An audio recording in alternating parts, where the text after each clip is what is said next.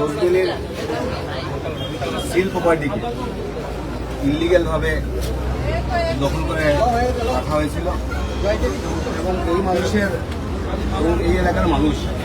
অনেক দিন অনেকবার সেই কথাগুলো উত্থাপন করেছিলেন এবং ইতিমধ্যে মাননীয় মুখ্যমন্ত্রীর নির্দেশ মর্মে এবং মাননীয় মুখ্যমন্ত্রীর তৎপরতায় আজকে আনুষ্ঠানিকভাবে অফিসিয়ালি সেই দোকানগুলো সিল করা হলো এবং সেই রোজবেলির প্রপার্টি সিল প্রপার্টি এই সিল প্রপার্টিগুলোকে যাতে চিরতরে সিল করে সামনের দিন জেলা প্রশাসন এবং আমাদের সরকার কী ধরনের পদক্ষেপ নেয় এবং সরকারের তৎপরতা এবং জেলা প্রশাসন এই আজকে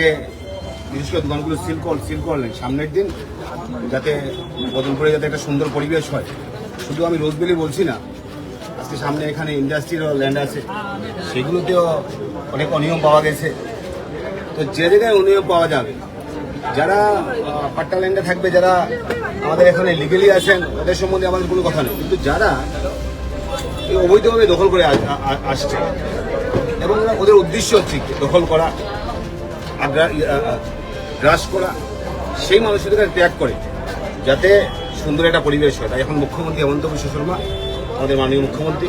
সামনের দিন এইগুলো যেগুলো গ্রাস করে আছেন, যারা সরকারি জমি